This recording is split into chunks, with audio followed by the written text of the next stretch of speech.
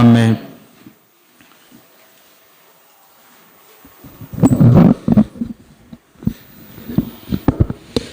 ప్రియమైనటువంటి వాళ్ళారా, మనము చదువుతూ వచ్చిన భాగంలో మనము చూసినట్లయితే మనము దేని కొరకై పిలువబడి ఉన్నామంట చెప్పండి? ఆశీర్వాదమునకు వారసులవుటకు. శరీర సంబంధముగా మనకు తెలిసిన ఆశీర్వాదం ఏమిటంటే తక్కువ స్థితి నుండి ఎక్కువ స్థితిలోనికి వచ్చేటువంటి జీవితం. అంటే ఈ దినాన మనం 10 రూపాయలు సంపాదించుకున్నాం, రేపు 100 రూపాయలు సంపాదించుకుంటే మనం ఏమంటాం? దేవుడు నన్ను ఆశీర్వదించేటువంటి వాడిగా ఉన్నాడు. అలాగనే ఒక ఇల్లు నుండి 2 గృహాలు మనం కట్టుకున్నట్లయితే దేవుడు నన్ను ఆశీర్వదించినటువంటి వాడిగా ఉన్నాడు. ఎందుకు అంటే తక్కువ స్థితిలో ఉంటే మనకు అవమానాలు ఉన్నవి, తక్కువ స్థితిలో ఉంటే మనకు నిందలు ఉన్నవి.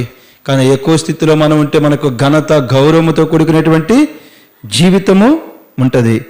ఇది మనకు తెలిసినటువంటి ఆశీర్వాదము, శరీర సంబంధం ప్రతి ఒక్కరికి.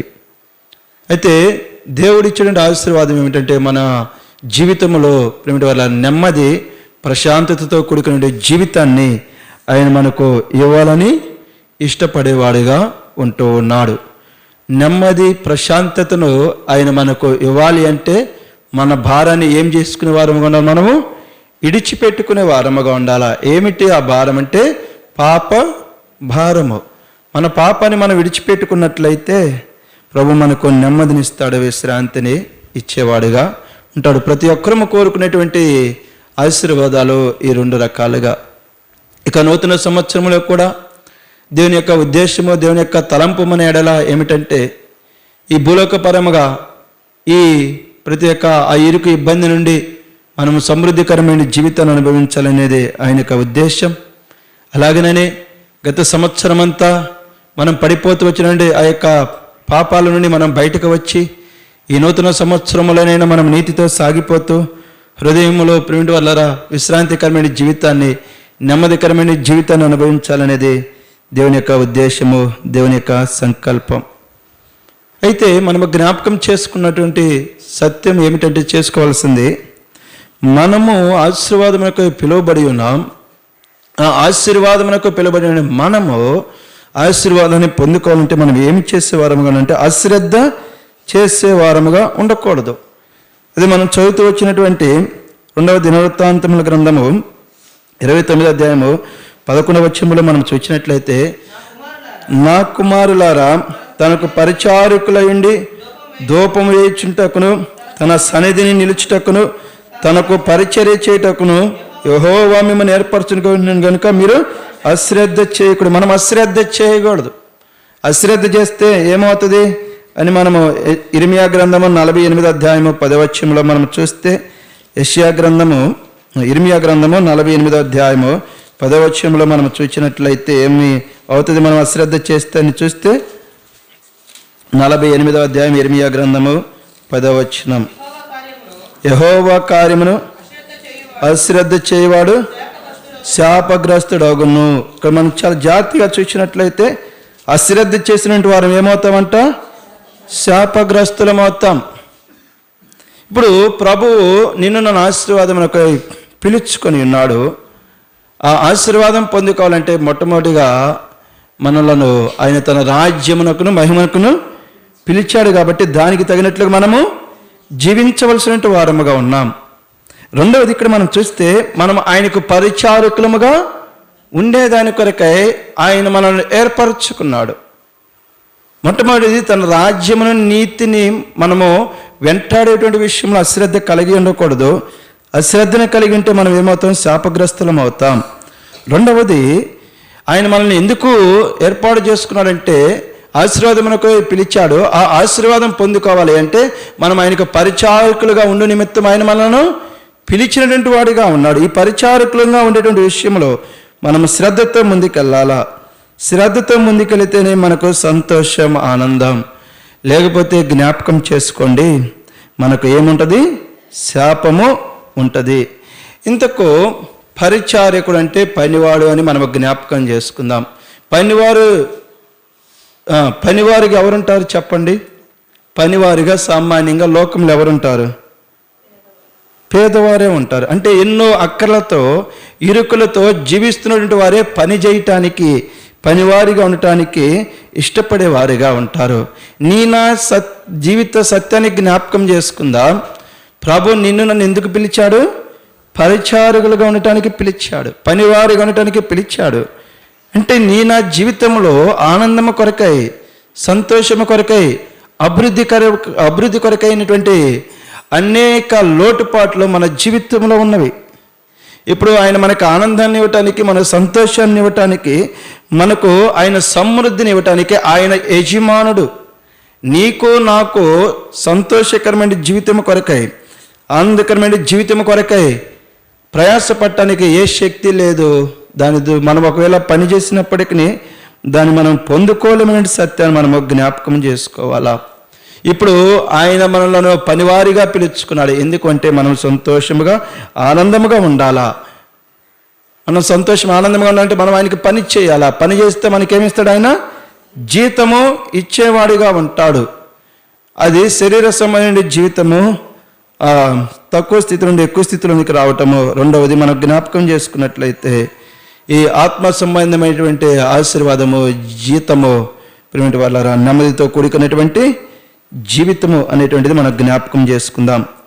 ఈ భాగము హిజ్కియా ఎవరి గురించి తెలియజేస్తూ ఉన్నాడు అంటే, దినవృత్తాంతముల 2వ గ్రంథము 29వ అధ్యాయంలో మనం చూస్తే 29వ అధ్యాయంలో యాజకులను లేవీలను పిలువనంపి తూర్పుగానున్న రాజవీధుల వారిని సమకూర్చే. హిజ్కియా ఎవరితో మాట్లాడుతూ ఉన్నాడు? లేవీలతోనూ యాజకులతోనూ. ఆ లేవీల్లోనే కొంతమందిని దేవుడు యాజకులుగా ఏర్పాటు చేసుకున్నాడు. మరి అక్కడేమో లేవీలతో మాట్లాడుతున్నాడు, యాజకులతో మాట్లాడుతున్నాడు. మనకి ఇదేమి పనికొస్తుంది అని మనం జ్ఞాపకం చేసుకుంటాం. అనేక పర్యాయాలు మనం అంటాం పాత నిబంధన అంతా యూదులకి, మనకు కాదు. ఎందుకు పెట్టుకున్నా? మరి పాత నిబంధన చింపేయకూడదు? చెప్పు, చింపేయకూడదు పాత నిబంధన? చూడండి, 1 పేతురు పత్రిక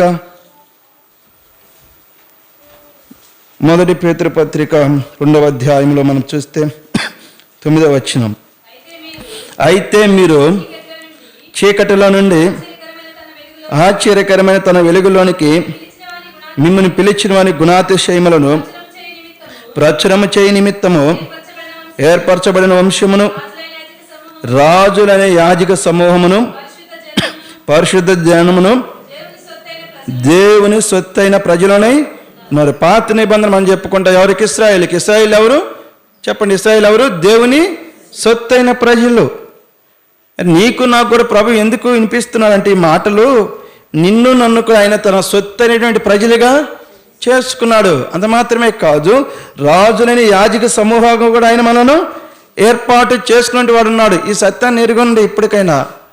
అనేక పర్యాలు అబ్బా అంత పాత నిబంధన కదా, మనకు కాదు కదా, యూదులకు కదా, మరి ఎందుకు ప్రభుని ఆరాధిస్తూ ఉన్నా? మునుపు దురస్తుండని ప్రిమెంట్ వాళ్ళారా మనం ఎరిగాం. ఇప్పుడు మనం ఎలాగవుతూ వచ్చాం? సమీపస్తులుగా ఎన్నిక చేయబడ్డాం. నాకు పాత నిబంధన వద్దు అంటే ఇంకా నువ్వు ఎలాగునంటే దురస్తునిగానే ఉన్నావు. దేవునితో నువ్వు సహవాసం అనేటువంటి వాడిగానే ఉన్నావు. పైకి చెప్పుకుంటూ ఉన్నాం నేను ఆరాధిస్తూ ఉన్నాను అని కాదు. నిజంగా నువ్వు దేవునికి సమీపస్తుడు అయితే పాత నిబంధనలో ప్రభు ఇచ్చిన ధర్మశాస్త్రం అంతా కూడా మందే. ఇందాక మనం చెప్పుకున్నాం, వారు ధర్మశాస్త్రం ఆచరించినటువంటి వారైన వారుగా ఉన్నారు అని. మన జీవితంలో కూడా శ్రమలకు, వేదనకు కారణము ఏమిటని మనం జ్ఞాపకం చేసుకున్నట్లయితే ఇది నాకు కాదు అని ప్రింట్ వల్ల అన్వయించుకొని మనము తృణీకరించే వారముగా ఉంటున్నాం దేవుని యొక్క వాక్యాన్ని. ఇప్పుడు మనం జ్ఞాపకం చేసుకుందాం, నీవు నేను దేవుని సొత్తైన ప్రజలము, అలాగే రాజులైన యాజక సమూహము. ఇక్కడ లేవీలతో మాట్లాడుతూ ఉన్నాడు, పిల్లలు గోల్ చేయకుండా పైకి తీసుకెళ్ళండమ్మా. లేవీలతో యాజకులతో మాట్లాడుతున్నారు, అయ్యా మీరు సంతోషముగా ఉండాలా, మీరు ఆహ్లాదకరమైన జీవితాన్ని, సమృద్ధికరమైన జీవితాన్ని మీరు అనుభవించాలంటే మీరేం చేయాలా? దేవుడు మీకు ఇచ్చినటువంటి పనిని మీరు అశ్రద్ధ చేయకూడదు. ఆ పనిలో మొట్టమొదటిగా ఏమిటంటే మీరు తనకు ఏమై ఉండాలా? పనివారుగా ఉండాలా, పరిచారకులుగా ఉండాలా. జ్ఞాపకం చేసుకుందాం, మన జీవితంలో సంతోషం ఉన్నదా? మన జీవితంలో ఆనందం ఉన్నదా? మన జీవితంలో సంతోషము, ఆనందము, అలాగనే శరీర సంబంధముగా అభివృద్ధి లేకపోవటకు కారణము ఏమిటంటే మనము రాజులేంటి యాజ్య సమూహముగా ఉండే విషయంలో అశ్రద్ధ మనము చేస్తూ ఉన్నాం. దేవుని సొత్తైన ప్రజలుగా ఉండేటువంటి విషయంలో మనము అశ్రద్ధగా నడుచుకునే వారముగా ఉంటూ ఉన్నాం. అందుకే ఆశీర్వాదానికి బదులుగా మనము శాపాలు అనుభవించే వారముగా ఉంటూ ఉన్నాం. నూతన నిబంధన గ్రంథంలోనికి మనం వచ్చినప్పుడు పాత నిబంధన గ్రంథంలో అయితే దేవుని సొత్తైన ప్రజలు వీరు అనే దానికి నిదర్శనమైనటువంటి వారు సున్నతి చేయించుకోవాలా. నూతన నిబంధనలోనికి వచ్చినటువంటి మనము ఆయన సొత్తైన ప్రజలముగా ఉన్నామనే దానికి నిదర్శనం ఏమిటంటే ఆయన యొక్క శిలువ రక్త ప్రోక్షణ చేత కడగబడి ఉన్నాం. ఇంకా ఎవరైతే ప్రభువైన యేసుక్రీస్తు వారి యొక్క శిలువ రక్త ప్రోక్షణలోనికి రాలేదు, ఆయన యొక్క రక్తం చేత కడగబడలేదు, అలాంటి వారికి జ్ఞాపకం చేసుకోండి. మీరు దేవుని సొత్తైన ప్రజలుగా మార్చబడకుండా ఆయన ఇంటికి వచ్చి వెళ్ళిపోతున్న ప్రయోజనం ఏమీ లేదు. స్కూల్కి వెళ్తూ ఉన్నాం, పిల్లవాడి పేరు రిజిస్ట్రేషన్లో రాయించుకోకపోతే ఏమన్నా ఉపయోగం ఉంటుందా చెప్పండి? వాడికి జ్ఞాపకం చేసుకుని రోజుకి 100 రూపాయలు పెట్టి ట్రావెలింగ్ ఛార్జీ కానీ లేకపోతే భోజన ఏర్పాట్లు కానీ మనం సిద్ధపరిచినప్పటికీ వారి పేరు రిజిస్ట్రేషన్లో నమోదు చేయించకపోతే అదంతా వ్యర్థమే. నీవు కూడా మందిర ఆవరణకి వస్తూ ఉన్నావు నెమ్మది కొరకై, అభివృద్ధి కొరకై, ఆశీర్వాదం కొరకై. అయితే నీ పేరు దేవుని సొత్తైన ప్రజగా నమోదు చేయించుకోవాలా. అదే దేవా నేను పాపినయ్యా, నా పాపను బట్టి నన్ను క్షమించు, అగ్నిగుండము నుండి నన్ను విడిపించు, నాలో ఉన్నటువంటి ఈ అసమాధానకరమైన బ్రతుకు నుండి నన్ను విడిపించు, నన్ను నీతిమంతునిగా చేయని రక్షణ మారు మనసు పాపక్షమాపణ అనుభవంలోనికి మనము రావాలా. దేవుడు తన స్వరక్తం ఇచ్చి సంపాదించిన సంఘము. ఇందాక మనం చెప్పుకున్న దేవుడు ఏం కోరుకుంటున్నాడు? మనమందరము మారు మనసు పొందాలని కోరుకుంటూ ఉన్నాడు. ప్రియ సోదరి సోదరా, ఇంకెంతకాలం అశ్రద్ధ చేస్తావు? సంవత్సరాలు గడిచిపోతున్నవి కదా, సంవత్సరాల వెంబడి గడిచిపోతున్నప్పటికీ దేవుని ప్రజగా నువ్వు ఎన్నిక చేయబడకపోతే నీకేమి ప్రయోజనం, నీకేమి లాభం? ఒకసారి ఆలోచించు. చదువు నువ్వు పాస్ అవ్వకుండా నీ వయసుని బట్టి ఆ ఇంటర్మీడియట్లోనే లేకపోతే డిగ్రీలోనే ఉంటే ఎంత దుఃఖం నీకు, అలాగే నీ తల్లిదండ్రులకి ఎంత దుఃఖం. అలాగే చదువు అయిపోయిన తర్వాత ఉద్యోగం రాకపోతే ఎంత అవమానం నీకు, నీ తల్లిదండ్రులకి ఎంత అవమానం. అదే రీతిగా సంవత్సరాల నుండి దేవుని సన్నిధికి వస్తూ ఆయన సొంత రక్షకుడిని అంగీకరించకుండా జీవిస్తూ ఉంటే ఆయన ఎంత బాధపడతాడు. అలాగే నీకు ఉన్నటువంటి అవమాన బ్రతుకును కూడా జ్ఞాపకం చేసుకో. నీ అవమాన బ్రతుకును ప్రభువు సంతోషకరంగా మార్చాలని ఇష్టపడుతూ ఉన్నాడు. అందుకే నువ్వు ఆయన ఈ రాజుని యాజక సమూహముగా ఆయన సొత్తైన ప్రజగా నీవు ఈ యొక్క మధ్యాహ్న వేళలో ఆయన శిలువ రక్త ప్రోక్షణ చేత కడిగి పరిశుద్ధపరచబడి ఎన్నిక చేయబడవలసిందిగా ప్రేమపూర్వకంగా తెలియజేస్తూ ఉన్నాం. ఇప్పుడు ఎన్నిక చేయబడి మనము జ్ఞాపకం చేసుకుందాం. ఇప్పుడు మనం ఆయనకి ఎలాగ ఉండాలా చెప్పండి? మనం ఆయనకు ఎలాగ ఉండాలా?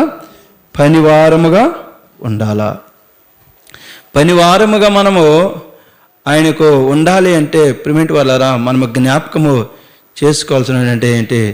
సత్యము ఏమిటంటే మనము ఒకరి దగ్గరకు కూలికి వెళ్తున్నాం, కూలికి పలానోళ్ళు రమ్మన్న అనగానే ఆంతని వెళ్ళిపోతాం. మనము సామాన్యంగా ఆలోచిస్తే వెళ్ళాం. ఎవరు ఆ వ్యక్తి, అతను సమయానికి డబ్బులు ఇచ్చేవాడైనా కాదా, అలాగనే అతని మాట శుద్ధి ఎలాగున్నది ఏందని అన్నీ కూడా మనము తెలుసుకొని మనం వెళ్ళేవారం ఉంటాం. ఇప్పుడు ప్రభువు మనలను తనకు పరిచారకులుగా ఉండాలని ఇష్టపడుతూ ఉన్నాడు. మనము ఆయనకు పరిచారకులుగా ఉండాలి అంటే ఆయన గురించి మనం ఏం చేసే వారముగా ఉండాలా? తెలుసుకునే వారముగా ఉండాలా. చెప్పండి, ప్రభు ఎలాంటి వాడు? ఒక మాటలో చెప్పొచ్చు, ఒక వచనంలో చెప్పొచ్చు. చెప్పండి, ప్రభు ఎలాంటి వాడు?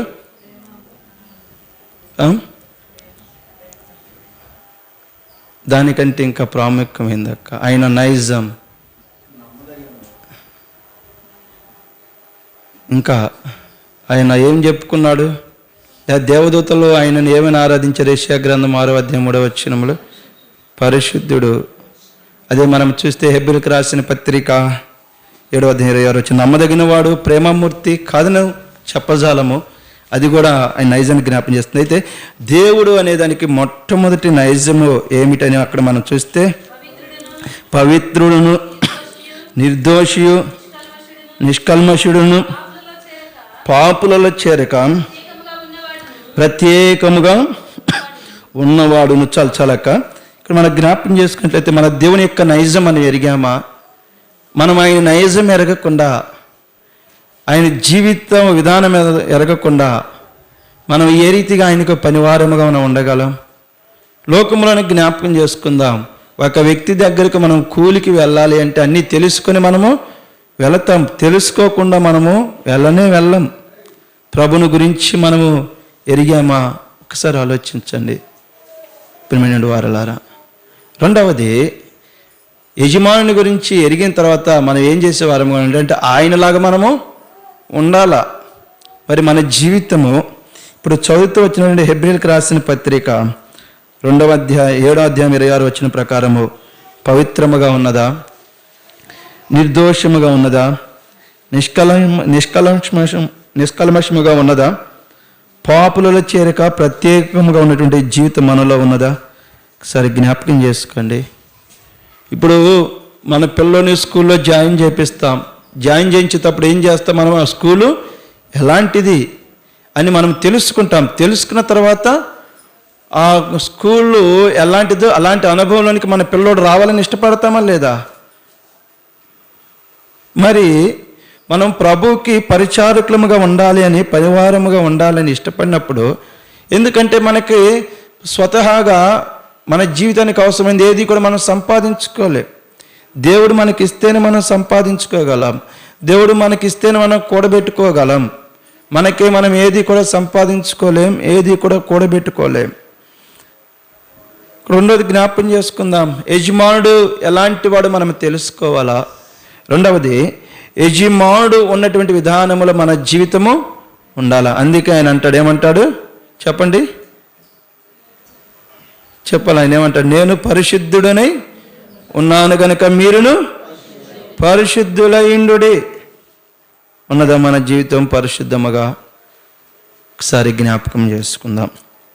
తర్వాత మూడవదిగా, పనివాని యొక్క నైజం ఏమిటి చెప్పండి? పనివాడు కలిగి ఉండవలసినటువంటి ఆ యొక్క లక్షణము ఏమిటి?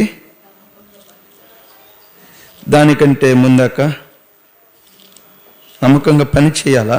దానికంటే ముందు ఆలోచిద్దాం. ఆయన మాటకు లోబడి అంటే ముందు ఆయన చెప్పే మాట మనము వినేవారముగా ఉండాలా. యోహాను సువార్త 2వ అధ్యాయము 4వ వచనములో మనం చూస్తే, యోహాను సువార్త 2వ అధ్యాయము 4వ వచనములో మనం క్షమించండి అక్క 5వ వచనం.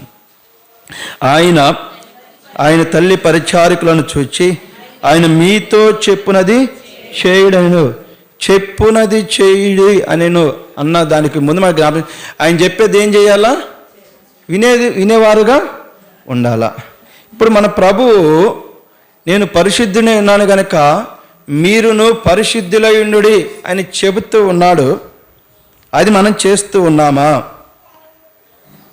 అంటే ఆ మాట వింటూ ఉన్నామా? అంటే ఎప్పుడైనా స్పృహ కలిగిందా మనకు? అయ్యో దేవుడు నేను పరిశుద్ధముగా ఉండాలని చెప్పాడు అనే మాట మనకు జ్ఞాపకం వస్తూ ఉన్నదా?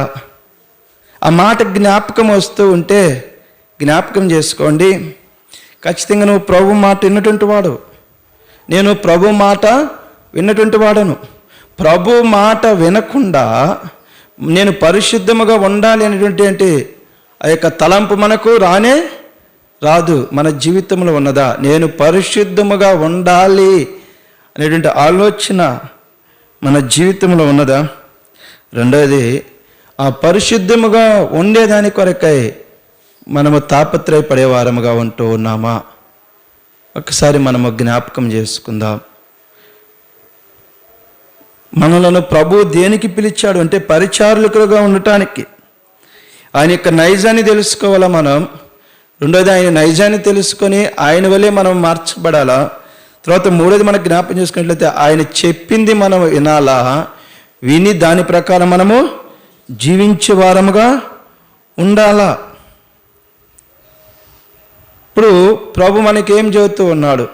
ఇందాక వాడు చెప్పాడు, నేను పరిశుద్ధుడై ఉన్నాను కనుక మీరు పరిశుద్ధులై ఉండుడని. అది ఆయన నైజాన్ని జ్ఞాపకం చేస్తున్నది. ఆయన నైజంతో మనం ముందుకు సాగిపోతున్నప్పుడు ప్రభు మనకి చెబుతున్నటువంటి మాటల ఏమిటి అని మనం చూస్తే, లూకాసు వార్త 10వ అధ్యాయము 27వ వచనం. లూకాసు వార్త 10వ అధ్యాయము 27వ వచనములో మనం చూస్తే, లూకాసు వార్త 10వ అధ్యాయం, అతడు నీ దేవుడైన ప్రభువును నీ పూర్ణ హృదయముతోను, నీ పూర్ణ మనస్సుతోను, నీ పూర్ణ శక్తితోను, నీ పూర్ణ వివేకముతోను ప్రేమింపవలననియు, నిన్ను వలె నీ పొరుగువాని ప్రేమింపవలననియు రాయబడి ఉన్నదని చెప్పాను. ఇక్కడ మనం జ్ఞాపకం చేసుకున్నట్లయితే, మన పూర్ణ హృదయముతో, మన పూర్ణ మనస్సుతో, మన పూర్ణ శక్తితో, పూర్ణ వివేకముతో ప్రభువునే మనం ప్రేమిస్తూ ఉన్నామా? ప్రభువునే మనం హత్తుకొనొచ్చు ఉన్నామా? ప్రభు మన జీవితం ఏంటంటే, నీ పూర్ణ వివేకముతోనూ, నీ పూర్ణ హృదయముతోనూ, నీ పూర్ణ మనసుతోనూ, నీ పూర్ణ శక్తితోనూ నన్ను ప్రేమించాల, నన్ను సేవించాల. మనం ఆయనను సేవిస్తూ ఉన్నామా? ఈ 4 రకాల అనుభవాలలో మనం ఆయన్ని సేవిస్తూ ఉన్నామా? ఎన్నో అక్కర్లతో, అవసరతలతో మనం ముందుకు వెళుతూ ఉన్నప్పుడు, దేవా ఈ యొక్క అక్క నుండి, ఈ యొక్క అవసరత నుండి నన్ను విడిపించేటువంటి వాడవు నీవే అని మనము ఆయనను ఆధారం చేసుకొని ముందుకు వెళుతున్న జీవితం మనలో ఉన్నదా? లేకపోతే జ్ఞాపకం చేసుకుందాం, మనుషుల వైపు మనం చూస్తూ ఉన్నామా? లేకపోతే లోక ఆచారాల వైపు మనం చూస్తూ ఉన్నామా? పదే పదే ప్రభు మనతో మాట్లాడుతున్న జ్ఞాపకం చేసుకోండి.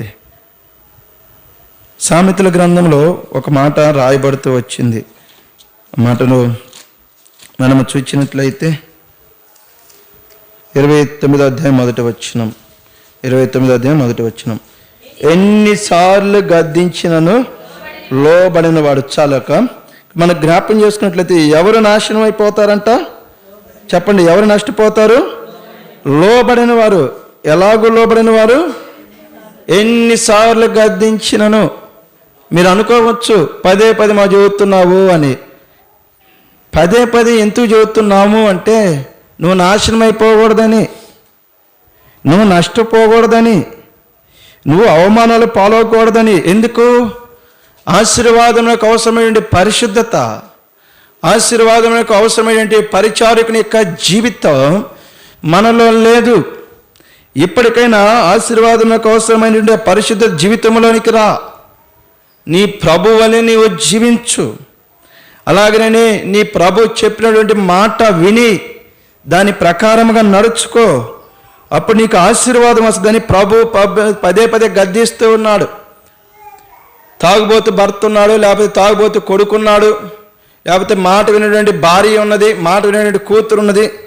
నేను ఒక్కసారి చెప్పాను, తర్వాత నేను ఇంతవరకు నేను గద్దించలేదు, కనీసం పక్కన వారితో కూడా సనగలేదు అని మీ గుండెల మీద మీరు చేసుకొని చెప్పుకోండి. నేను ఒక్కసారే గద్దించా, నేను ఒక్కసారే చెప్పాను. ఇంక నేను అన్నడును కూడా మందుని గురించి కానీ, లేకపోతే ఎదురుదిగిన స్వభావాన్ని బట్టి కానీ నేను మాట్లాడలేదు, ఎక్కడ నేను హెచ్చరించలేదు, ఎక్కడ నేను సనగలేదని మీ గుండెల మీద మీరు చేసుకొని చెప్పుకోండి. 50 సంవత్సరాల బతికి ఉండే భర్త కొరకే అంత ఆరాటం అయితే, ప్రియంటి వాళ్ళారా, రేపు మనం వృద్ధాప్యంలో ఉంటే మనం చూడటానికి వీడు ఆసరాగా ఉంటాడనే ఆశతో మనము ఆ యొక్క కొడుకును కూతురు అంతగా గద్దిస్తే, యుగ యుగాలు మనము పరలోక రాజ్యంలో ఉండేదాని కొరకై, యుగ యుగాలు మనం పరలోక రాజ్యంలో జీవించేదాని కొరకై ఇంకా ప్రభు ఎంతగా మనల్ని గద్దిస్తాడు ఒకసారి అర్థం చేసుకోండి. ఎంతగా ప్రభు మనల్ని హెచ్చరించేవాడుగా ఉంటాడు. రోజు ఏడుస్తున్నావు, కొంతమంది అన్నం కూడా తినరు. నువ్వు ముందు మానుకుంటే కానీ నేను తిన్నావు, నా మాట వింటే కానీ నువ్వు తిన్నావు. లేదా మా అమ్మ ఊరు వెళ్తా, పోయి 4 రోజులు ఆడ అమ్మ 2 రోజులు పెడతా పప్పు, 3వ రోజు కారం పెడితే పరిగెత్తుకొని వస్తా. ఆలోచిద్దాం ప్రిమెంట్ వాళ్ళారా. నా భర్త దగ్గరికి వెళ్తేనే తిట్టినా కొట్టినా ఏదో ఒకటి పెడతాడని తిరిగి వస్తున్నామే. మరి అలాంటిది తాగుబోతుడైనా సరే గద్దిస్తూ అతనితో ఉండటానికి సహవాసంగా ఇష్టపడుతున్నా. మరి ప్రభు మాట వినటానికి సిద్ధపడుతూ ఉన్నావా? ప్రభు మాట వినటానికి ఇష్టపడుతూ ఉన్నావా? నీ భర్త, నీ భార్య, నీ తల్లి, నీ కొడుకు, నీ కూతురు బాధ పెట్టి నీకు ఏదో కొంచెం ఆనందం ఇస్తారు. కానీ ప్రభు కోపము క్షణకాలమే, ఆయన దయ ఆయుష్కాలమంతయు నిలుచును. ఇప్పుడు జ్ఞాపకం చేసుకుందాం, ప్రభు వైపే మనం చూస్తూ ఉన్నామా? రెండవది ఆడేమన్నది, నిన్ను వల్లే నీ పొరుగువాన్ని ప్రేమించు. దాన్ని మనం చూచినట్లయితే లోకాసు వార్త 6:31 ఇంకెంత కాలం, సంవత్సరాలు గడిచిపోతూ ఉన్నవి. నేను విశ్వాసిని ప్రేమింటి వాళ్ళారా, మనము సంవత్సరాలు లెక్క పెట్టుకుంటూ ఉన్నాం, సంవత్సరాలు మనము జ్ఞాపకం చేస్తూ ఉన్నాం. ప్రభు చెప్పిన మాట వినేటువంటి బ్రతుకు మనకు లేకపోతే ఏ రీతిగా ప్రభు మనల్ని ఆశీర్వదిస్తాడు? తర్వాత మనం చూస్తే లోకాసు వార్త 6:31 ఆయన చెప్పినుండు, మనుష్యులు మీకు ఎలాగూ చేయాలని మీరు కోరుదురో అలాగని మీరు వారికి చేయుడి. నిన్ను వలె నీ పొరుగువాన్ని ప్రేమించు అంటే నాకు మీరేం చేయాలని ఇష్టపడతారో నేను కూడా మీకేం చేయాలా అలాగనే చేయాలా. ఇప్పుడు మీరు నన్ను తిట్టాలని, నన్ను కొట్టాలని, నన్ను అవమానపరచాలని నేనేమైనా కోరుకుంటానా? లేకపోతే మీరు కోరుకుంటారా? తప్పు చేసిన భర్త ఏమనకూడదు, క్షమించాలి అని. తప్పు చేసిన భార్య ఏమనకూడదు, క్షమించాలని. పిల్లలు ఏమనకూడదు, లేకపోతే తల్లిదండ్రులు ఏమనకూడదని మనం కోరుకుంటాం. మరి అలాగనే ఇతరుల ఎడల మనం కోరుకుంటూ ఉన్నామా? ఒకసారి జ్ఞాపకం చేసుకుందాం. ప్రభు చెబుతూ ఉన్నాడు, నిన్ను వలె నీ పొరుగువాన్ని ప్రేమించు అంటే ఇతరులు నీకేమి చేయాలని ఇష్టపడుతున్నావో, నువ్వు ఇతరులు నీకేమి చేయాలని నువ్వు ఆశపడుతూ ఉన్నావో ఆ రీతిగా నువ్వు చెయ్యి అని చేస్తూ ఉన్నామా? ఒకసారి ఆలోచించండి ప్రియమైన వాళ్ళారా. సందర్భం వస్తే మనమే జ్ఞాపకం చేసుకుందాం. బయట వాళ్ళు అవసరం లేదు. నువ్వు నేనేగా పాలు పొందుతుంది విందులో. నేను ఇన్ని సంవత్సరాల నుండి వచ్చానని చెప్పుకుంటున్నాం కదా. ఏం నేర్చుకున్నాం? నిజంగా క్రీస్తుకు నువ్వు పరిచారకుడివి అయితే, క్రీస్తుకు నువ్వు పరిచారకురాలివే అయితే, క్రీస్తుకు నువ్వు పనివాడివే అయితే, క్రీస్తుకు నువ్వు పనిరాలివే అయితే నీ జీవితము క్షమించలేని మనస్తత్వం రాదా? నీ జీవితము ఇతరులు ఇరుకుల్లో ఇబ్బందుల్లో ఉన్నప్పుడు తెలిసినప్పుడు వారికి సహాయం చేయాలంటే మనస్తత్వము రాదా? ఒకసారి ఆలోచిద్దాం. ఒకసారి మనం పరిశీలన చేసుకుందాం. ప్రభు అంటాడు, మీరు అశ్రద్ధ చేస్తే చెప్పండి మీరే, శాపము నాశనం, ఏంది డౌట్ ఏం లేదు. ప్రభు రెండే చెప్పిన మాట విన్నావు, ఆశీర్వాదం లేకపోతే శాపం. ప్రభు ఎక్కడా కూడా మీకు ఆశీర్వాదాలు ఇస్తాను ఈ బైబిల్ గ్రంథంలో ఎక్కడా చెప్పలా. చదువుకోండి, ఎంటెక్లు బీటెక్లు డిగ్రీలు చేసాగా జాగ్రత్తగా ఇంటికి వెళ్ళి చదువుకోండి, అర్థమవుతుంది. ప్రభు గద్దించడే. నువ్వు ఎందుకు గద్దెత్తున్నా నీ భార్యని? ప్రభు గద్దించండి. ఎవరు చెప్పారు నీకు? 28వ అధ్యాయం ద్వితీయోపదేశకాండం ఇంటికి వెళ్ళిన తర్వాత చదువుకోండి. 14 అధ్యాయులు ఆశీర్వాదం అన్నది 14 మూళ్ళు 42 వచనాల్లో ప్రియమైన వాళ్ళారా శాపాల గురించి రాయబడుతూ వచ్చింది. ఎప్పుడన్నా చదివేమో బైబిల్? ఎవరైనా ఎప్పుడైనా బైబిల్ చదివేమో మనసు పెట్టి బైబిల్ చదివితే దేవుని మాటకి అవిధేయత చూపెట్టడానికి భయపడిపోతాం, వణికిపోతాం. ఎందుకు? ఒక్క పాపం చేస్తే 3 దెబ్బలు వస్తున్నాయి. లోకంలో ఒక దెబ్బకు 2 పెట్టులు, ఒక్క దెబ్బకు 3 దెబ్బలు. ఒక్క పాపానికి 3 అవమానాలు. ఒకసారి ప్రేంటి వాళ్ళారా జ్ఞాపకం చేసుకుందాం. తనకు పనివారముగా ఉంటూ ఉన్నామా? రెండవది, ఇప్పుడు మనం జ్ఞాపకం చేసుకున్నట్లయితే ఆ పనివారముగా ఉంటూ మనం చేయవలసిన పని అంటే ఇక్కడ ప్రభు చెప్పాడు. లేవీయుల సందర్భంలోనికి మనం వచ్చినట్లయితే ఏం చెబుతున్నాడు? హిజ్కియా వారితో, నా కుమారుల తనకు పరిచారకులుగా ఉండటానికి దేవుడు మిమ్మల్ని ఏం చేశాడు? ఏర్పరచుకున్నాడు. ఎందుకు అంటే ఆయన పని కింద ఉంటుంది, తనకు పరిచర్య చేయుటకే. తనకు మీరు పని చేయాలా, మీరు తనకు పని చేయటానికి దేవుడు మిమ్మల్ని ఏర్పాటు చేసుకున్నాడు. ఏమిటా పని అని ఇప్పుడు మనము చూసినట్లయితే చూడండి. ఇప్పుడు మనం జ్ఞాపకం చేసుకుందాం, మనం ఆయనకి పనివారమేనా అంటే ఆయన ఎలాంటి వాడో తెలుసుకున్నామా? అలాగనే ఆయనలాగా మనం జీవిస్తూ ఉన్నామా? ఆయన చెప్పింది మనం విన్నామా? రెండవది 4వది అక్కడ ఆయన చెప్పినట్లుగా మనము జీవిస్తూ ఉన్నామా? ఇక్కడ ఆయన ఎందుకు మనం పనివారిగా ఉంచుకున్నాడంటే తనకు పరిచర్య చేయటానికి, తనకు మనం పని చేయటానికి. ఆ పని ఏమిటని మనం ఈ సందర్భంలోనికి మనం వస్తే 2వ దినవృత్తాంతముల గ్రంథము 29వ అధ్యాయము 11వ వచనంలోనికి మనం వస్తే 2 విషయాలు తెలియజేస్తున్నాడు. నా కుమారులారా, చదవండి అక్కడ పెద్దగా.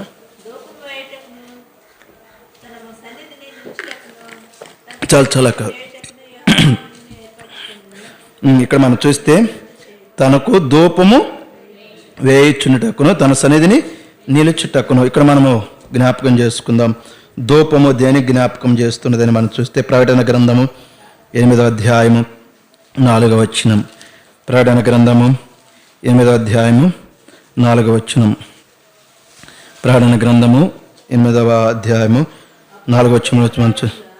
అప్పుడు ఆ ధూప ద్రవ్యముల పొగ పరిశుద్ధుల ప్రార్థనలతో కలిసి దూత చేతిలో నుండి పైకి లేచి దేవుని సన్నిధిని చేరెను. ఆ ధూపార్తిని తీసుకొని బలిపీఠము పైనున్న నిప్పులతో దాన్ని నింపి భూమి మీద పడవేయగా ఉరుముల ధ్వనులు, మెరుపులు, భూకంపమును కలిగెను. ఇక్కడ మనము జ్ఞాపకం చేసుకున్నట్లయితే తెలియజేయబడుతుంది ధూప ద్రవ్యముల పొగ పరిశుద్ధుల ప్రార్థనలతో. ధూపము దేన్ని జ్ఞాపకం చేస్తున్నాడంటే ప్రార్థనా జీవితాన్ని జ్ఞాపకం చేస్తున్నాడు. మనలో ప్రార్థనా జీవితం ఉన్నదా? ఒకసారి పరిశీలన చేసుకుందాం. మనలో ప్రార్థనా జీవితం ఉన్నదా? ఈ యాజకులు దేని నిమిత్తం వాళ్ళు ధూపం వేయాలా అంటే వాళ్ళు దేని నిమిత్తం ప్రార్థన చేయాలా? నీవు నేను దేని నిమిత్తం ప్రార్థన చేయాలా అని 2 విషయాలు మనం జ్ఞాపకం చేసుకుందాం. రండి, లేవియా కాండము 1వ అధ్యాయము 3-4 వచనాల్లో మనం చూస్తే లేవియా కాండము 1వ అధ్యాయము 3-4 వచనాల్లో మనం చూస్తే లేవియా కాండము 1వ అధ్యాయం 3-4 వచనాల్లో చూస్తే అతడు దహన బలి రూపముగా అర్పించినది గోవులలోనిదైన ఎడల నిర్దోషమైన మగధాన్ని తీసుకుని రావాలను. తాను యెహోవా సన్నిధిని అంగీకరింపబడినట్లు ప్రత్యక్షపు గుడారం యొక్క ద్వారమునకు దాన్ని తీసుకుని రావాలను. అతడు దహన బలిగా అర్పించు పశువుల తల మీద తన చెయ్యి నుంచవలను. అతని నిమిత్తం ప్రాయశ్చిత్తము కలుగునట్లు అది అతని పక్షముగా అంగీకరింపబడును. మొట్టమొదటిగా ప్రార్థన దేని కొరకే చేయాలా? ప్రాయశ్చిత్తము కలుగునట్లు చేయాలి. అంటే అతడు చేస్తూ వచ్చిన పాపాన్ని క్షమించమని ప్రార్థన చేయాలా? చేస్తూ ఉన్నామా మనం ప్రార్థన? ఒకసారి జ్ఞాపకం చేసుకో. మనల్ని బాధ పెట్టవచ్చు, లేకపోతే మన భర్తను బాధ పెట్టవచ్చు, మన భార్యను బాధ పెట్టవచ్చు, మన అన్నదమ్ములను బాధ పెట్టవచ్చు. ఆ బాధ పెట్టినటువంటి వారిని ఏమంటాం మనము? పాపులము అంటాం. అంటే వారు పాపంలో ఉన్నారు, పాపం చేశారు. పాపం ద్వారా వారి మీదకి ఏమొస్తుంది చెప్పండి? ఏమొస్తుంది? వారి మీదకి శిక్ష వస్తుంది. దేవుని యొక్క ఉపద్రవం, దేవుని యొక్క కోపము వస్తుంది. దేవా, వారు నీ కోప ఉగ్రతను అనుభవించకూడదు, నీ శిక్షను వారు పొందుకోకూడదు, వారు అవమానాలు పాలు కాకూడదయ్యా, దయతో వారి యొక్క పాపాన్ని క్షమించు అని మనము ప్రార్థన చేస్తూ ఉన్నామా? ఒకసారి పరిశీలన చేసుకుందాం. నాకు ప్రభు చెప్పాడు, నిన్ను వలే నీ పొరుగువాన్ని ప్రేమించు, అనగా ఇతరులు నీకేమి చేయాలని నువ్వు కోరుచున్నావో అది నీవు ఇతరులకు చేయి. నాకు చెప్పుకున్నాం, నా పాపాన్ని, నా యొక్క అపవిత్రతను మనం జ్ఞాపకం చేసుకుని ప్రేమేంటి వాళ్ళరా. కొంతమంది ఉన్నారు, పరిశుద్ధులు ఉన్నారు, పెరుగు పరిశుద్ధులు, కానీ అపవిత్రమైన జీవితాన్ని వ్యభిచారం చేసే వాళ్ళు కూడా ఉన్నారు పరిశుద్ధుల్లో. అలాంటి వాళ్ళు ఏమనుకుంటారు, నన్ను ఎవరు ఏమీ అనకూడదు. కొంతమంది ముందు కూడా తాగుతారు, అలాంటి వాళ్ళు కూడా నన్ను ఏమీ అనకూడదని కోరుకుంటాం. కొంతమంది దొంగతనాలు చేస్తారు, మోసాలు చేస్తారు, అలాంటి వారు ఏమీ అనకూడదని కోరుకుంటారు. ఇప్పుడు మనం ఏం చేస్తూ ఉన్నాం? ఒకసారి ఆలోచించండి, ఒకసారి జ్ఞాపకం చేసుకుని. ప్రభు మనల్ని నిలుపుకుంది ధూపం వేయటానికి, ప్రార్థన చేయటానికి. మొట్టమొదటి ప్రార్థన ఇక్కడ తెలియజేస్తూ వచ్చిందంటే ప్రాయశ్చిత్తము కలిగినట్లు, వారు క్షమాపణ పొందుకునేటట్లు, వారి యొక్క ఉపద్రవము నుండి వారికి బయటకు వచ్చినట్లు యాజకుడు ఏం చేయాలా? దహన బలి అర్పించాలా, ప్రార్థన చేయాలా. ఉన్నదా మన జీవితంలో? మనల్ని బాధ పెట్టినటువంటి వారి కొరకై, మనల్ని శ్రమ పెట్టినటువంటి వారి కొరకై ప్రార్థన చేసే అనుభవం. దేవా, వారు పాపం చేశారు, క్షమించు. దేవా, వారు అపవిత్రత చేశారు, క్షమించు. వారి యొక్క అపవిత్రతకు ఎలాంటి శిక్ష రాకుండా ఉన్నట్లు కృపచూపు అని ఎంతమంది ప్రార్థన చేస్తున్నాం. ఎంతమంది వాడు అట్ట మాట్లాడు ఇట్ట మాట్లాడు, కాళ్ళు ఎరగొట్టు, చెయ్యి ఎరగొట్టు, నడుము ఎరగొట్టు, ఎంతమంది ప్రార్థన చేస్తూ ఉన్నాం. ఒక్కసారి జ్ఞాపకం చేసుకోండి. ఒకసారి జ్ఞాపకం చేసుకోండి ప్రిమెంట్ వాళ్ళరా. ఎంతమంది ప్రార్థన చేస్తూ ఉన్నాం, మనం చేసేవాళ్ళు లేరా అని ఒక్కసారి జ్ఞాపకం చేసుకో. నిన్ను పరిశీలన చేసుకో.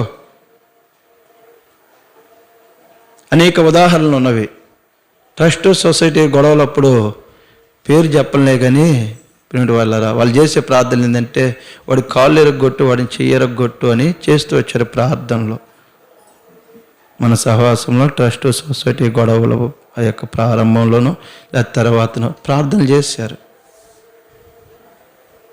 అరవింద్ గారు ఒక సందర్భంలో చెబుతూ ఉంటాడు, ఒక అతను ప్రార్థన చేస్తా, ప్రభు వాళ్ళు అలాంటి వాళ్ళయ్యా, ఇలాంటి వాళ్ళయ్యా, వారికి బుద్ధి చెప్పయ్యా అని ప్రార్థన చేస్తున్నాడంట. పోయి అరవింద్ గారు అడిగా, అంటే ఏంది బ్రదర్ ఆ ప్రార్థన అంటే అన్నమాట ఏంటంటే, నీకు పులిపేటం దొరికింది, నువ్వు వాక్యం ద్వారా మమ్మల్ని ఎత్తిపట్టట్లా, అందుకే నేను ఏడేం చేస్తున్నా, ప్రార్థన చేస్తున్నా. ఒకసారి జ్ఞాపకం చేసుకుందాం. మన ప్రార్థన ఎలాంటి ప్రార్థన? పాప క్షమాపణ అనుభవంలోనికి రావాలా? వారు అలాగనే వారి మీద ఉండే ఉపద్రవాన్ని తొలగించు దేవా అని ప్రార్థన చేస్తున్నాము. యేసుక్రీస్తు వారు ఏమని ప్రార్థన చేశాడు? ఆ కలవరి శిలువలలో ప్రిమెంట్ వాళ్ళారా ఆయన ఈడ్చుకొని పోతూ ఉన్నప్పుడు, తండ్రి వీరేమి చేయుచున్నారు, వీరెరుగును కనుక వీరిని క్షమించము. సరే, ఆయన దేవుడు కాబట్టి ఆ మాట అన్నాడు. స్టెఫన్ ఏమన్నాడు చూడండి, అపోస్తుల కార్యములు 7వ అధ్యాయం. స్టెఫను నీలాంటి నాలాంటి వాడే కదా. ఇంకా ఆయన చరిత్ర ఒక్క అధ్యాయంలోనే ఉన్నది. 6వ అధ్యాయంలో ఏం చేశాడు? పెద్దగా నియమింపబడ్డాడు. 7వ అధ్యాయంలో చచ్చిపోయాడు. ఆ స్టెఫను పలుకుతూ వచ్చినటువంటి మాట మనం చూస్తే అపోస్తుల కార్యములు 7వ అధ్యాయం 52వ వచనమో 56వ వచనం అనుకుంటాను. ఇక్కడ మనం చూస్తే 60వ వచనం, క్షమించండి, 60వ వచనం. అందుకు అతడు మోకాళ్ళుని, ప్రభువా వారి మీద ఈ పాపము మోపకమని గొప్ప శబ్దముతో పలికెను. 6వ అధ్యాయంలో స్టెఫను కనిపిస్తాడు.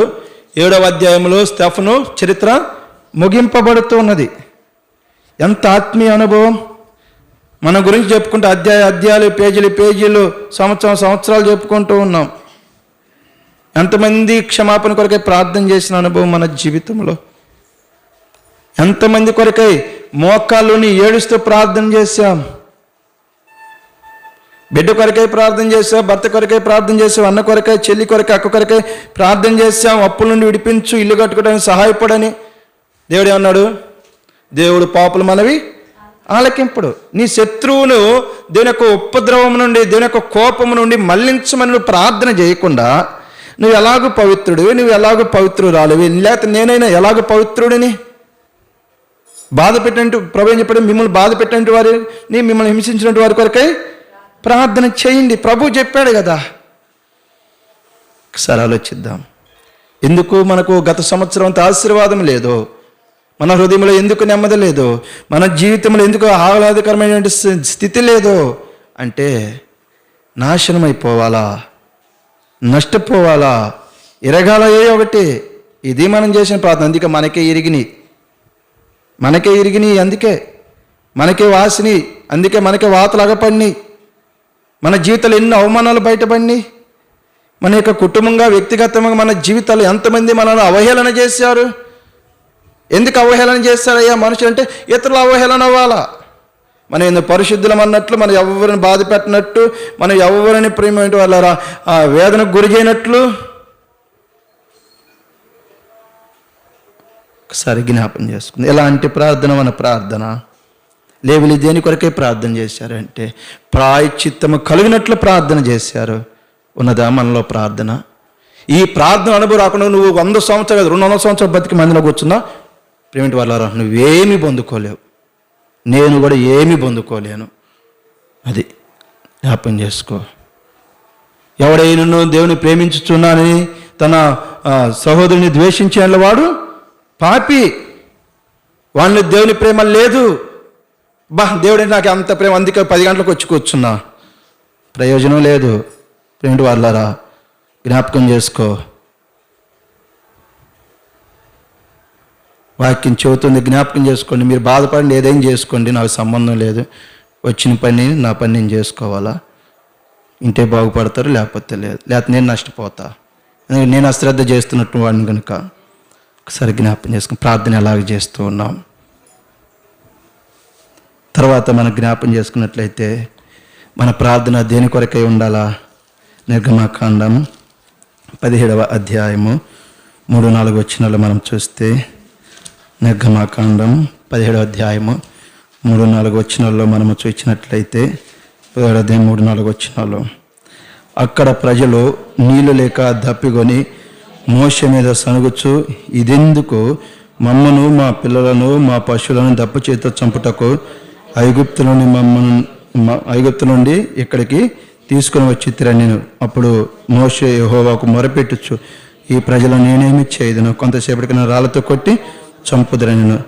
ఇరుకు ఇబ్బందులలో, అవమానాల్లో, అంటే శ్రమలలో, అనేక అక్కర్లతో అవసరాలతో జీవిస్తున్న వారి కొరకు మనం ప్రార్థన చేస్తూ ఉన్నామా?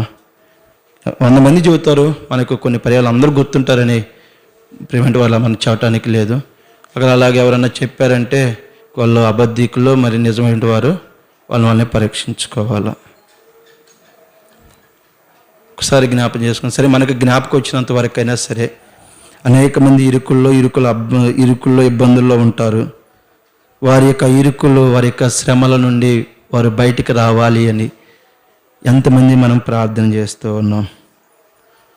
ఒకసారి జ్ఞాపకం చేసుకుందాం. చేస్తూ ఉన్నామా ప్రార్థన?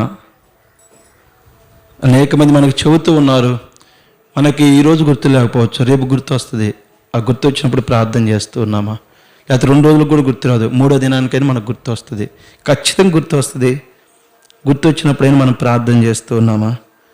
ఒకసారి జ్ఞాపకం చేసుకోండి. ఈ ధూపపు అనుభవము మనలో ఉన్నదా?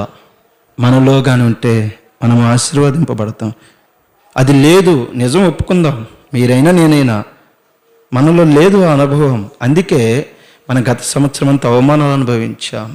గత సంవత్సరం అంతా వ్యక్తిగతముగా, కుటుంబముగా, సమాజముగా అవమానాలు పాలయ్యాం. ఎక్కడైనా వ్యక్తిగతముగా, సమాజముగా, కుటుంబముగా మనం సంతోషంతో ఉండాలని, ఆహ్లాదకరమైన జీవితంలో ఉండాలని ప్రభు కోరుచు ఉన్నాడు. అందుకే ఏం చేస్తున్నానంటే, నాకు పనివారిగా మీరుండండి, తర్వాత నా పని మీరు చేయండి, ప్రార్థన చేయండి. మిమ్మల్ని హింసిస్తున్నట్టు వారి కొరకే. ఎందుకు? నాశనం అయిపోవాలని కాదు, నాశనం అయిపోకుండా వారు బయటపడాలి. అందుకే వారికి పాపక్షమాపణ అనుభవం కలుగజేయదేవా అని ప్రార్థన చేయాలా. రెండవది, ఇరుకు ఇబ్బందులతో బాధపడుతున్నారయ్యా, వారిని విడిపించయ్యా అని ప్రార్థన చేయాలని ప్రభు కోరుచు ఉన్నాడు. ఇలాగ మనం చేయగలిగినట్లయితే ప్రేమ వాళ్ళారా, ప్రభు ఖచ్చితంగా ఈ నూతన సంవత్సరంలో మనల్ని ఆశీర్వదిస్తాడు. మనకు హృదయంలో నెమ్మదినిస్తాడు, హృదయంలో ప్రశాంతికరమైన జీవితాన్ని ఇస్తాడు. అలాగనే ఈ యొక్క భూలోకంలో ఆ యొక్క తక్కువ స్థితి నుండి ఎక్కువ స్థితికి అవసరమైనటువంటి ఆ యొక్క కృపను కూడా ఆయన మనకు అనుగ్రహిస్తాడు. తర్వాత మనం చూసినట్లయితే ఏమున్నది? 2వ దినవృత్తాంతముల గ్రంథము 29వ అధ్యాయం 11వ వచనములో, 2వ దినవృత్తాంతముల గ్రంథము 29వ అధ్యాయం 11వ వచనములో మనం చూస్తే, నా కుమారులారా, తనకు పరిచారకులయుండి ధూపం వేయుచుండుటకును తన సన్నిధిని నిలిచకును. చాలు మనం జ్ఞాపం చేసుకుందాం. మనం ఎలాగ ఉండాలంట? తన సన్నిధిలో నిలిచి ఉండేవారముగా ఉండాలంట. మనం ఎంతమంది మీ ప్రభు సన్నిధిలో నిలిచి ఉంటూ ఉన్నాం? ఒకసారి జ్ఞాపం చేసుకోండి. వాళ్ళ ప్రభు సన్నిధి నిలిచి ఉంటే 24 గంటల మందిలో ఉంటామని కాదు, కానీ ప్రభు మనకి ఇచ్చిన వారనిమకు కూటములో ఆ సమయాన్ని, ఆదివారపు ఆరాధన సమయాన్ని, అలాగనే ప్రభు మనకి ఇచ్చినటువంటి సమయం కొలది ఉదయము, సాయంత్రకాలము ఎంతమంది ప్రభు సన్నిధిలో మనము నిలిచి ఉంటున్నాం. వీళ్ళు యాజకులు, వీళ్ళు దేవుని సేవకులు, వారు ఎల్లప్పుడూ ప్రభు సన్నిధిలో ఉండాలా? వారి అక్కల అవసరాలు తీర్చుకొనొచ్చు.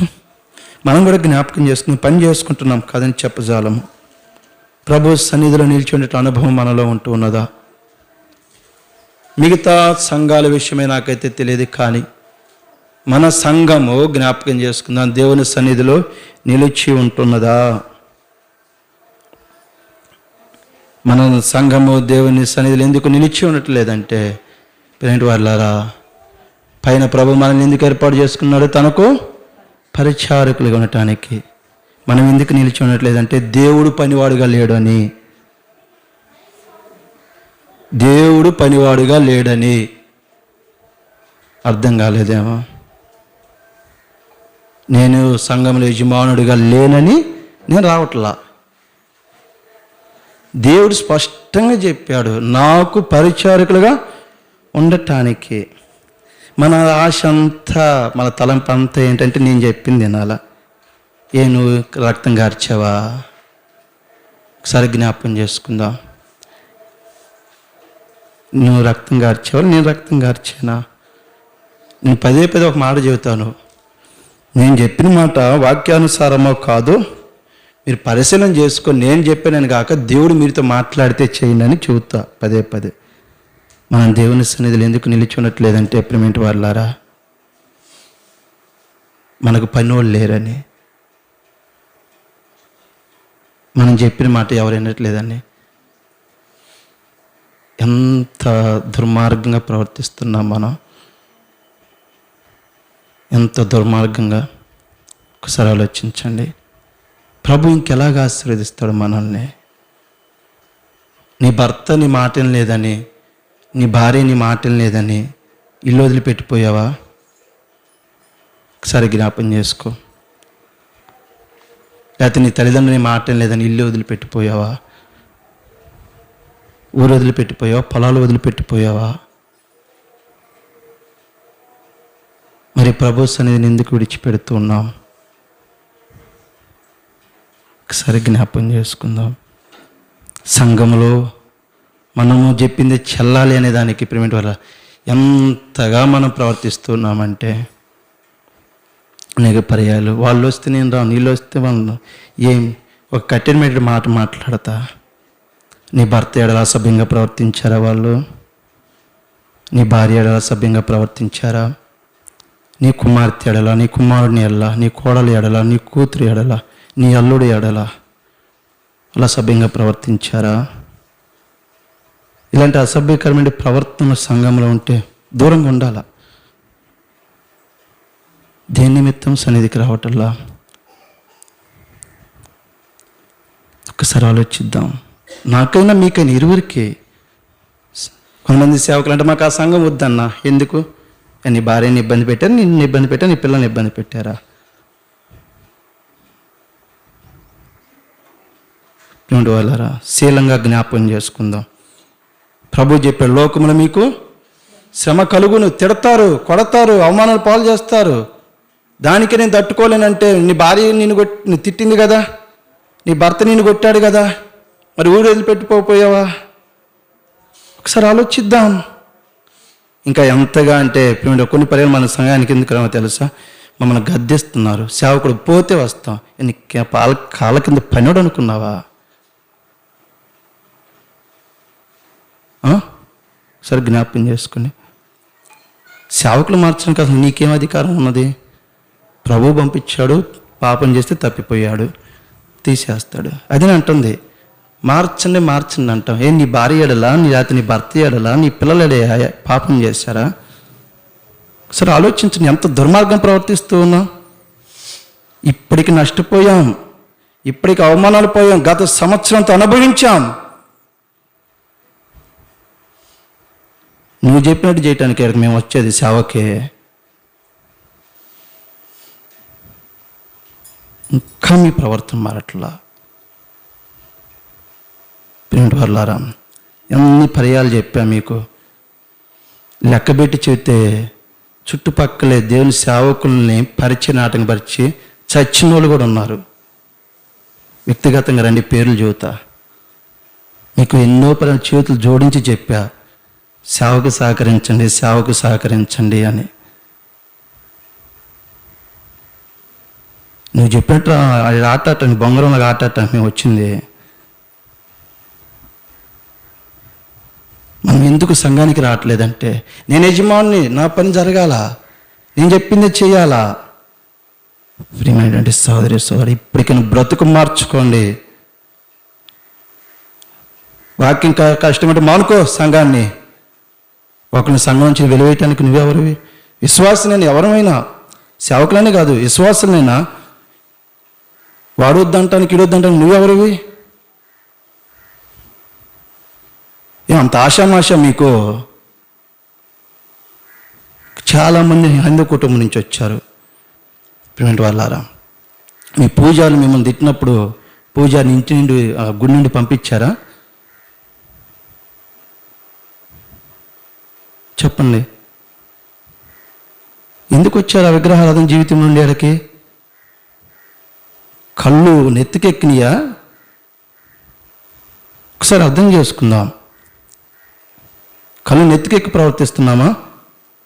ఎందుకు వచ్చే విగ్రహారాధన జీవితం నుండి మీరు? లేకపోతే మనమైనా చెప్పుకున్నాంగా క్రైస్తవ కుటుంబాన్ని ఎందుకు వచ్చాం? ఆ కులాలు మతాలు వదిలిపెట్టి ఒకసారి పరిశీలన చేయండి. ప్రభువు నీకు పనివాడిగా నేను ఉంటానికి కాదు, నాకు పనివాడిగా నువ్వు ఉంటానికి కాదు నేను నిలవబెట్టుకుంది.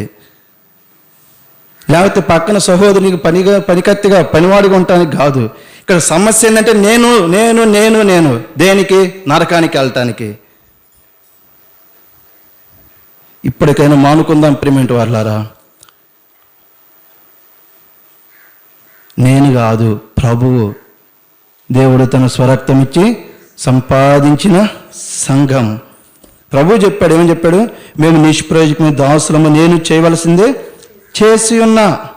ఒకవేళ మనం ప్రభు పరిచర్యలో సహకారం అందించవచ్చు, కష్టపడవచ్చు, తిండి లేక ప్రిమెంట్ వాళ్ళారా ఎండనక వాననక పని చేయవచ్చు. ప్రభు ఏమన్నాడు చూడండి, లోకాసు వార్త 17:10. లోకాసు వార్త 17:10. అటువలే మీరును మీకు ఆజ్ఞాపింపబడినవన్నీ చేసిన తర్వాత మేము నిష్ప్రయోజకమైన దాసులము, మేము చేయవలసినవి చేసి ఉన్నామని చెప్పుడు. ప్రభు అంటున్నాడు, ఏమంటాడు? మేము నిష్ప్రయోజకమైనటువంటి దాసులం. ఎవరికి చెబుతున్నాడు? తన శిష్యులకు చెబుతూ ఉన్నాడు.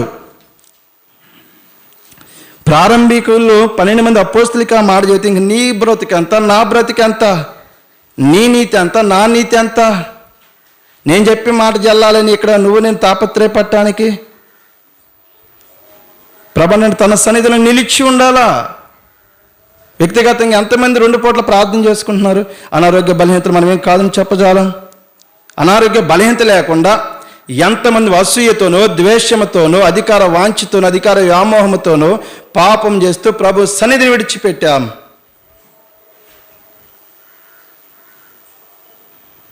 ప్రియమైనటువంటి సహోదరి సహోదరుడా, ఒకసారి జ్ఞాపకం చేసుకుందాం. మనము యథార్థముగా ముందుకెళ్ళాలా. అప్పుడే ప్రభు మనకు సహకరిస్తాడంటే ఆయన సన్నిధిలో నిలిచి ఉండేదే మన జీవితం. ఒకప్పుడు ఆయన సన్నిధిలో నిలిచి ఉండలేకే కదా మనం బయటికి వెళ్ళిపోయింది. అప్పుడు శ్రమల పాలైంది, అగ్నిగుండానికి పాలయ్యింది. మరలా అగ్నిగుండానికి పాలవటానికా? దయచేసి ఇటు తిరగండి, మనుషుల వైపు కాదు, మీరు నా వైపు తిరగండి, పులిపేట వైపు తిరగండి. అగ్నిగుండం పాలవటానికి మనం ఎక్కడికి వస్తున్నది? ఒకసారి పరిశీలన చేసుకోండి. ఇప్పటికైనా మానుకోండి. ప్రభు నేను కూడా కాదు, ప్రభువే కనపరచబడాలేడా, ప్రభువే హెచ్చింపబడాలా అంటున్నాము. ప్రభు సన్నిధిలో నిలిచి ఉండేటువంటి యొక్క జీవితం, ప్రభు సన్నిధిలో నిలిచి ఉంటే మనకు వచ్చే మేలు ఏమిటంటే చూడండి, ఆదికాండము 17వ అధ్యాయం 1వ వచనం. ఆదికాండము 17వ అధ్యాయం 1వ వచనం మనం చూస్తే, ఆదికాండము 17వ అధ్యాయము 1వ వచనంలో మనం చూస్తే, అబ్రాము 99 ఏండ్ల వాడినప్పుడు యెహోవా అతనికి ప్రత్యక్షమై, నేను సర్వశక్తి గల దేవుడు, నా సన్నిధిలో నడుచుచు నిందారహితుడు. ప్రభు సన్నిధి ఉంటే మనం నిందారహితమైనటువంటి జీవితాన్ని అనుభవిస్తాం, పవిత్రమైన జీవితాన్ని అనుభవిస్తాం. నిజం చెప్పాలంటే ప్రిమెంట్ వాళ్ళరా, మనలో హెచ్చింపు జీవితం ఎందుకంటే ప్రభు సన్నిధిలో కరెక్ట్గా నిలబట్ల. మనం నిలబడితే నేనేమై ఉన్నాను, అది దేవుని కృప వలన అయి ఉన్నా. పూర్వం దూషకుండా హింసకుండా హానికరుణని మన పాప జీవితాన్ని జ్ఞాపం చేసుకుంటాం. ఎవరికైనా మనకి ఇక్కడికి చేరి వస్తున్నప్పుడు నాది నేను అనేటువంటి మాట వచ్చినప్పుడు మన పాప జీవితం గుర్తొస్తుందా? అవమానాలు పాలైనటువంటి, లేకపోతే ఆ యొక్క త్రాగుబోతు తనంతో సిగరెట్లు తాగి రోడ్ల మీద దొర్లి అవమానాలు పాలయ్యి, అత్తకు బెట్టక అమ్మకు బెట్టక అవమానాలు పాలైన బ్రతుకు గుర్తొస్తుందా మనకు? ఏం గుర్తుకు రావాలంటే ప్రభు ఏం చెప్పాడు? దీని తిన్నప్పుడు నన్ను జ్ఞాపకం చేసుకోండి, నా శ్రమను జ్ఞాపకం చేసుకోండి. నేను ఎందుకు మరణించాను, ఎందుకు శ్రమ పడ్డాను, పాపం విషయం ఆ రీతిగా మీరు నలిగిపోవాలని ప్రభు చెబుతూ ఉంటే మనం దేని విషయమే నలిగిపోతూ ఉన్నాం. పిల్లలు వాళ్ళ స్థానం ఇవ్వలేదు. ఇచ్చేం చేశా? నిలబెట్టావా సంఘాన్ని? అవమానాల పాలు చేసావా సంఘాన్ని? మనుష్యుడు ఇస్తే ప్రేమ వాళ్ళు అవమానాల పాలే చేస్తాం. దేవుడు ఇస్తే ఎన్ని శ్రమలు వచ్చినా, ఎన్ని నిందలు అవమానం వచ్చినా ప్రభు సరే మనము నిలిచి ఉంటాం. అనేక ఉపద్రవాలు అని చెప్పాడు. ఎవరు? అపోస్తలుడైనటువంటి పౌలు. ఏనాడైనా అపోస్తలుడు పౌలు ఈ సేవ ఎందుకు, ఈ మందిరానికి రావటం దేనికని విడిచిపెట్టిపోయాడా? చెప్పండి. ప్రభు అంటాడు ఒక మాట, నా తండ్రి నాటిన ప్రతి మొక్క పెళ్ళగింపబడును. మరో పరం జ్ఞాపం చేసుకుందాం. ప్రభు సన్నిధి నువ్వు నిలిచినట్లేదంటే తండ్రి చేత నువ్వు నాటబడలా. తండ్రి చేత నువ్వు నాటబడాలి. నువ్వు పెళ్ళగింపబడి ఉండే సమయం ఉన్నది. అంటే అగ్నిగుండంలోనికి వెళ్ళిన సమయం ఆసన్నమైనది. ఒకసారి జ్ఞాపం చేసుకుందాం. ప్రియుని వాళ్ళరా, నా తండ్రి నాటిన ప్రతి మొక్క పెళ్ళగింపబడును. మత్తయి సువార్త 15వ అధ్యాయము 13వ వచనం పైన 12వ వచనం కూడా చదివితే మీకు అర్థమవుతుంది ఆ మాట ఎందుకు అన్నాడు. అంతటా ఆయన శిష్యులు వచ్చి పరిసయ్యులు ఆ మాట విని అభ్యంతరపడని నీకు తెలియనా అని ఆయనను అడుగగా, ఆయన పరలోకమందున నా తండ్రి నాటిన ప్రతి మొక్కయు పెళ్ళగింపబడును. ప్రభు వారిని హెచ్చరించాడు. మీ జీవితం ఎలాగున్నది? మీ తల్లిదండ్రులను గణపరుస్తూ ఉన్నారా? మీ తల్లిదండ్రులు ఆ యొక్క సంతోషకరమైన జీవితం వారు జీవించడానికి సహాయపడుతున్నారా? మీరు అది లేదే వేషధారంతో జీవిస్తున్నారని ప్రభు వాళ్ళని గద్దించినప్పుడు వాళ్ళు ఏమయ్యారంటే అభ్యంతరపడ్డారంట. అభ్యంతరపడిన వారి గురించి ప్రభు ఏమన్నాడు? నా తండ్రి వారిని నాట్లా. నీవు నేను వాక్యం మనకు సూటిగా దాటికి వచ్చినప్పుడు ఎందుకు అభ్యంతరపడతా అంటే తండ్రి చేత మనం నాటబడలా. తండ్రి చేత నాటబడితే అయ్యో నేను పాపినని మన యొక్క హృదయాన్ని చింపుకుంటాం. పరిసయ్యుడేమన్నాడు? దేవా పాపినైనా నన్ను కరించి ఆకాశం వైపు కన్నులెత్తుటికైనను నాకు ధైర్యం చాలటలా. క్షమించండి సుంకరి. ఒకసారి జ్ఞాపం చేసుకుందాం. వాక్యం మన దగ్గరకు వస్తున్నప్పుడు ప్రిమెంట్ వాళ్ళారా మన ప్రవర్తన ఎలాగున్నది? ఆయన సన్నిధిలో మనం నిల్చుంటాం. ఆయన సన్నిధిలో నిల్చుంటే ఇన్ని పాపాలు మనం చేయం. ఎందుకు అయ్యా ఇన్ని పాపాలు మనం చేస్తున్నామంటే నేను యజమానుణ్ణి, మా అయితే డబ్బు ఇచ్చాము. దావీదేమంటాడు? నువ్వు ఇచ్చిందే. నా సొంతగా నేను ముద్ర కొట్టుకున్నా సరే ఆ ముద్రకైనటువంటి ఆ ప్రింట్ మిషన్ నువ్వు ఇచ్చిందే. తర్వాత ఆ ఇనుము నువ్వు ఇచ్చిందే. ఆ లిక్విడ్ నువ్వు ఇచ్చిందే. ఒకసారి జ్ఞాపం చేసుకుందాం. ఎంతకాలం ప్రభు చూస్తాడు అశ్రద్ధ చేయకుడి చేశారు. కోరాహు దాతన అభిరమలు ఏమయ్యారు? చచ్చారు. అలాగనే అహరోను కుమారులు నాదాబు అబీహులు ఏమయ్యారు? చచ్చారు. జ్ఞాపం చేసుకుని బహు భయంతో బ్రతుకుదాం. ఇకనైనా రెండు వాళ్ళరా జోడించి చెబుతున్నాను. వాక్యం కఠినంగా ఉంది అంటే మానుకో, ఇంట్లో కూర్చో. అభ్యంతరపడే ఇంట్లో కూర్చో. ఎందుకంటే అభ్యంతరపడి కూర్చుంటే ఇంకా అనేక మందిని పాడు చేస్తావు. ఎవరెవరిని పాడు చేస్తున్నామో ఇటువంటి వాళ్ళు ప్రభువుకు తెలుసు. సంఘాన్ని అవమానాలు పాలు చేస్తాం. సంఘంలో కలవరాలు పెడతాం. కలవరాలు పెట్టి ఎవడు బ్రతకలా సంఘంలో. దేవాన్ని పాపినయ్యే జీవితాన్ని మార్చుకో. అభ్యంతరం ఉంటే ఇంట్లో కూర్చో. ప్రశాంతంగా నీకున్నది తిని బ్రతుకు. అలాగన్నా సుఖంగా ఉంది కానీ. ఎందుకంటే ప్రభు చెప్పాడు, నువ్వు వెచ్చగానైనా చల్లగానైనా లేక నువ్వు వెచ్చనుగా నువ్వు వెచ్చగానైనా ఉంటే మేలు, లేకపోతే చల్లగానైనా ఉంటే మేలు అని చెప్పాడు. జ్ఞాపం చేసుకుందాం. నేను చక్కగా వెళ్తున్నా కానీ ప్రభు నన్ను ఆశీర్వదించట్లా, ప్రభు నాకు మేలు చేయట్లేదని మనం అనుకుంటాం. ప్రభు ఎవరిని ఆశీర్వదిస్తా అంటే తనకు పనివారిగా ఉన్నటువంటి వారిని, ఆ పనివారికి ఇచ్చే ప్రభు ప్రార్థన చేసే జీవితాన్ని, తన సన్నిధిని నిలిచి జీవితాన్ని ఎవరైతే కలిగి ఉంటారో అలాంటి వారిని ప్రభు ఆశీర్వదిస్తాడు. ఈ 3 రకాల లక్షణాలు ఇప్పుడు మనలో ఉన్నవా? చాలా మటుకు మనం అనేది ఏంటంటే ఎందుకో నాకు అర్థం కావట్లా, ప్రభు నాకు ఇంత నష్టం ఇస్తున్నాడు, ప్రభు నాకు ఏం సహాయం చేయట్లేదు, ఎందుకు అర్థం కావట్లా? 5వ అధ్యాయం 6వ వచనం యోబు గ్రంథంలో మనం చూస్తే, యోబు గ్రంథము 5వ అధ్యాయం 6వ వచనంలో మనం చూస్తే, యోబు గ్రంథము 5వ అధ్యాయము 6వ వచనంలో మనం చూస్తే శ్రమ ధూళిలో నుండి పుట్టదు, బాధ భూమిలో నుండి మలదు. ప్రిమింటి వాళ్ళారా, మరో ప్రేమపూర్వకం తెలుస్తున్నారు. మూసుకున్నటువంటి ఆ యొక్క గుడ్డితనాన్ని, అవిశ్వాస బ్రతికి అధికార వాంఛని తీసేసేయండి. నాకు అర్థం కావట్లేదు అంటున్నావు. శ్రమ వరకు రాలా, కష్టం వరకు రాలా, నీకు నిందలు అవమానాలు వరకు రాలా, నీకు అవహేళన వరకు రాలా. దానికి కారణం ఏంటంటే పాపం. నీ జీవితంలో పాపం అన్నది, నా జీవితంలో పాపం అనేది. అందుకే నాకు అవమానాలు, అందుకే నాకు నష్టాలు. గత సంవత్సరం అంతా నీకు కూడా నష్టాలు. అందుకే అర్థం కావట్లేదని ప్రిమెంట్ వాళ్ళరా మనము మాట్లాడకూడదు. వాక్యమే చెబుతూ ఉన్నది, శ్రమ ధూళి నుండి పుట్టదు, బాధ భూమిలో నుండి మొలవదు అని. మరి ఎలాగ చెబుతున్నా నాకు అర్థం కావట్లేదు. శ్రమ ఎటు నుంచి వచ్చిందో, నాకు రోగం ఎందుకు వచ్చిందో, ఎప్పుడు ఎందుకు వచ్చినాయో, నా బిడ్డలు నా మాట ఎందుకు వింటలేదని ఎందుకు అంటున్నా? ఇప్పటికైనా జ్ఞాపం చేసుకుందాం. తన సన్నిధిలో నిలిచి ఉండాలా. తన సన్నిధిలో మనం నిలిచి ఉంటే నిందారహితముగా మనం జీవిస్తాం. ఎలాగ నిందారహితముగా మనం జీవిస్తాము అంటే 143వ కీర్తన 8వ చరణం. 143వ కీర్తన 8వ చరణం. 143వ కీర్తన 8వ చరణం. నీ యందు నేను నమ్మిక ఉంచి ఉన్నాను, ఉదయమున నీ కృపావార్త నాకు వినిపించుము. నీ వైపు నా మనసు నేను ఎత్తుకొనిచున్నాను, నేను నడవలసిన మార్గం నాకు తెలియజేయము. నిజముగా ఆత్మతోనూ, పూర్ణ మనసుతోనూ, పూర్ణ వివేకంతోనూ, పూర్ణ శక్తితోనూ, పూర్ణ బలముతో ఇక్కడ నీవు నేను కానీ కూర్చున్నట్లయితే, ఆయన వాక్యాన్ని ఏకాగ్రతగా మనం విన్నట్లయితే, మనం నడవలసిన మార్గం